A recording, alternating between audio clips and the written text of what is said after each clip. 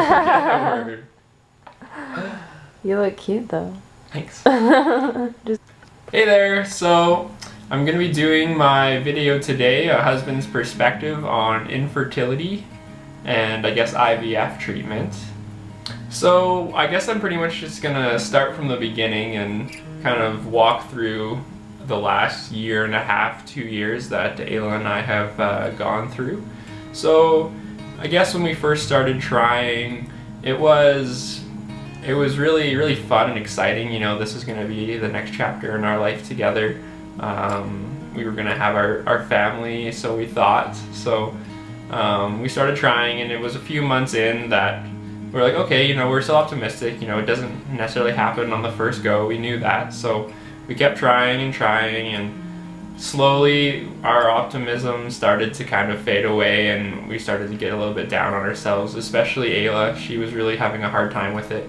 I found that I wasn't really having that much trouble with it just because I don't know, it's hard to explain, but I just didn't have the same emotions that she had. Like, yes, I wanted to have a child so badly, yet I didn't see it as a major problem right away. Little did I know it would be. And so we just we kept pushing through, but every single time we'd get to a pregnancy test, she would take one, and you know, we'd see that big negative, and so that was really crushing. It was really hard on her, and it was hard for me to see just how upset she was getting. You know, definitely lots of tears were shed. Yeah, so with the pregnancy test, you know, leading up to taking it, you know, you're really hopeful, and then all of a sudden that just is gone in a matter of a few minutes. So yeah, it was really tough just trying to be there to support Ayla, and you know, what can you really say other than, oh, we'll try next month, but that's really not that reassuring, and so it's hard to, you know, comfort her and see her be okay with things after constantly having that negative pregnancy test. One of the biggest things, I guess, with trying to conceive is that, you know, it's such a natural thing to have a child, and that process shouldn't be that difficult if you really think about it. It's pretty simple, right? And people do it all the time, every day. There's babies born all the time, and yet that simple thing we couldn't do, and so that was really tough just to grasp that concept that, you know, it wasn't working for us when, you know, why wasn't it working for us? And so I'm sorry.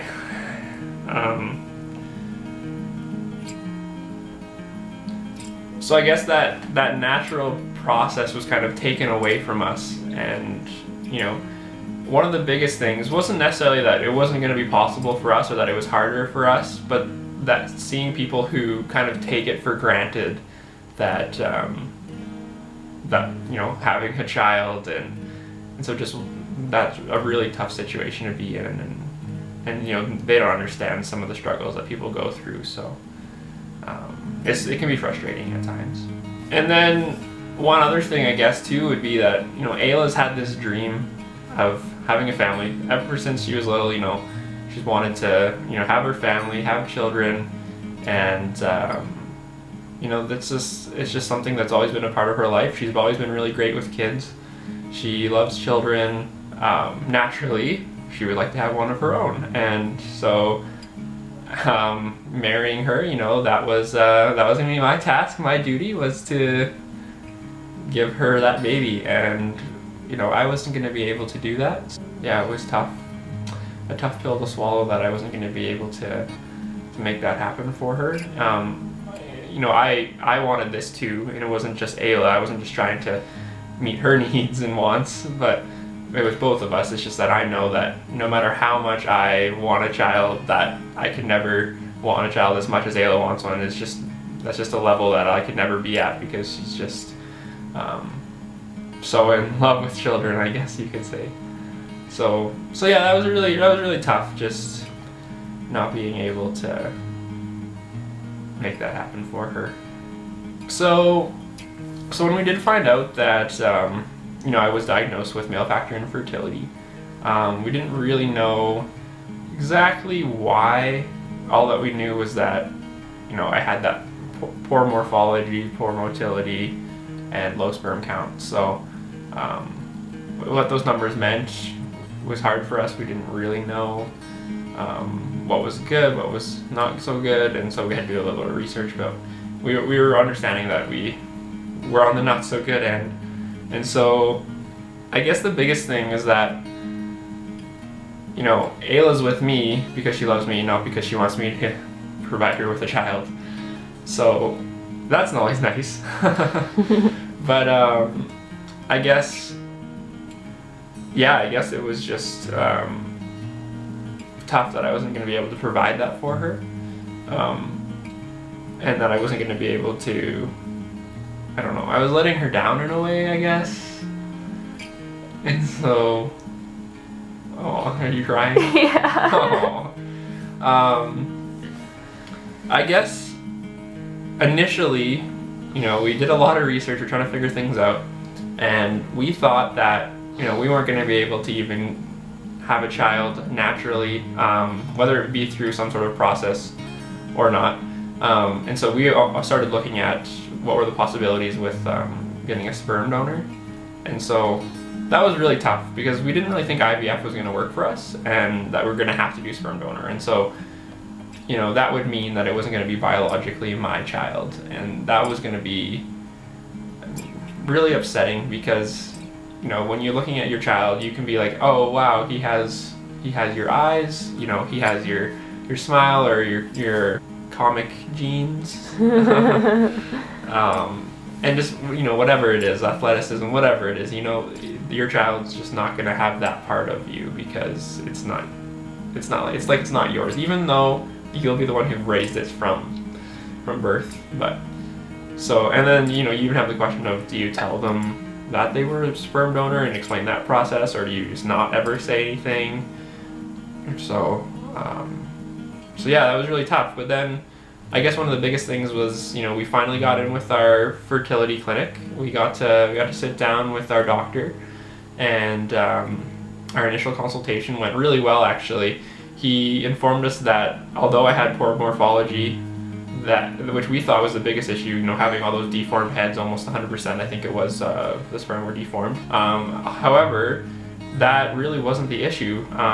He said that he can work with that. That's not really a big concern of his, and that was the most reassuring thing that we had heard in probably a year or a year and a half. I don't know how long it was, but we were so excited to hear that. I just remember leaving that appointment just so happy. It was probably the first time I know for Ayla that I had really seen her truly smiling. You know, she'd smile at things, you know, we go to a funny movie, whatever it is, she's happy. But when it came to actually trying to conceive and this whole process, this was the first time that she was smiling, and I could see it, she was happy something had changed. You know, she was really feeling confident about this and looking forward to what was to come. So yeah, from there we went on to, I guess, waiting for our next meeting, our next follow-up appointment with our doctor, and go through a couple more sperm analysis, which also was nice because my sperm count actually ended up, I think, doubling from about 3 million to 6 million. From our most recent one, I was up to 6 million, so that was promising. Thumbs up for sperm. We went back and he said, okay, you know, if you want to do this, I think it can work. And actually, one of the biggest things is that, you know, we thought we weren't going to be able to afford it. We thought, you know what, how are we going to get, you know, $12,500 to fund this baby? So what we had to do was we had to apply to there's a fund actually called Generations of Hope, and they have an eligibility criteria that you have to meet in order to receive a grant.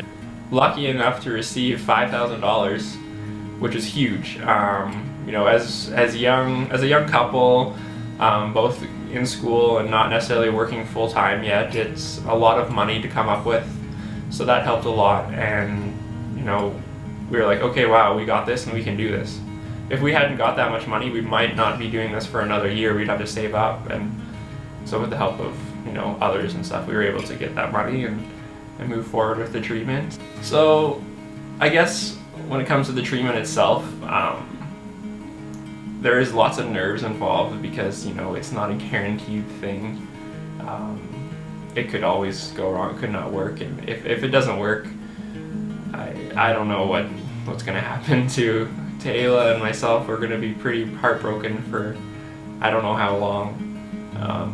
I know Ayla will take a lot longer to get through it than I will, but I'll be there, you know, to help her through it. It would be very upsetting. However, at the same time, we're both very optimistic and very confident that there won't be any issues and that it will happen, because one of the biggest things is we found out that Ayla was actually like more fertile than the average, I guess, 21-year-old. Not that there's a lot of 21-year-olds to base that off of, but you know, so that's good.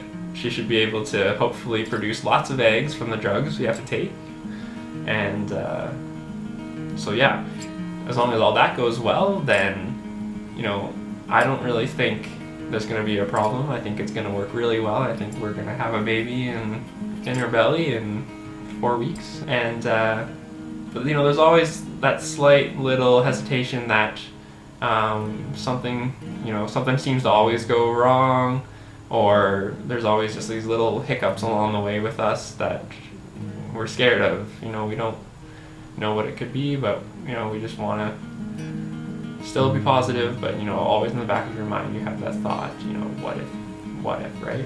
Alright, so I brought in some reinforcements to help finish off this video, and so I guess one last thing that we're going to talk about here is just a couple tips myself, I guess, for the women.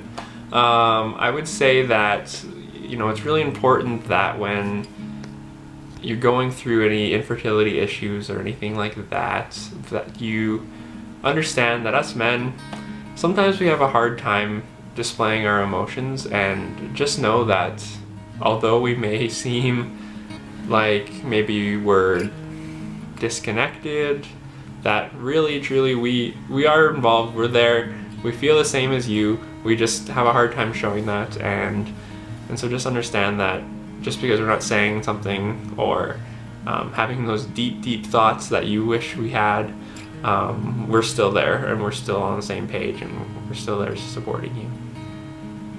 Right. That was a hard thing for me to deal with, just because as women naturally we're very expressive. We have a thought, we have an emotion, we want to tell everyone about it, and that's just how we kind of cope with things. And I mean, guys are just so different, they're astronomically different, and it was hard for me to just, you know, think about that before I got upset, or you know, thinking that he didn't care, because that's just totally not right. You're out to lunch on that one. Yeah, exactly. I know he cares, and I know he has similar feelings as me. We just express it differently, and I think that's the biggest thing, that if you want to keep your marriage or your relationship strong during this, that you just have to keep that in mind all the time, because it's difficult for everybody. Like it is never easy for anybody. And yeah, so my advice for the guys is, when you see that your wife or your girlfriend is particularly struggling, going through something a little bit harder, maybe after a negative pregnancy test or something like that, just try to like express your emotions just a little bit. I mean, I'm not saying go bawl your eyes out and eat ice cream together or anything, but just, you know, give her something that shows that you're with her and that you understand how she's feeling. And honestly, that will go miles for her. I know that will really help her, just because it's hard not to feel like you're doing it alone sometimes, because it is the woman who you know, obsesses over tracking her ovulation and doing the pregnancy tests, and you know, it's the women who really pour themselves into it, and so it's easy to kind of get lost in that and feel alone. And so we just want you guys to, like, you know, stay connected during this, because if you do, honestly, this can make your relationship so much stronger. Like, I don't know, we've grown so much, and I just know that if it wasn't for this absolutely awful hurdle, we wouldn't be at the place that we are today. And that's how you kind of start to feel grateful for what you have gone through in some ways. I mean, do I wish it happened to us? No. But, you know, we're dealing with it and we're coming out stronger. So, yeah, it's just important to keep that in mind and remember that it will happen. This isn't going to be the end. You know what I mean? Like, you have hope and you need to hold on to that hope because you will have what you desire. You will have a family and you will get there. I truly believe that. Yeah. Yeah. Sometimes it just takes longer. Yeah. So I hope you enjoyed our video about our husband's perspective. Again, like I said in the last video, I know that this doesn't get talked about a lot because men aren't as expressive as women. So yeah, thanks babe. Yeah, thanks for watching, and hopefully you enjoyed my perspective. Yeah, give it a thumbs up and hit subscribe if you want to see more because we're starting our IVF. And we'll end with an Ellie shot.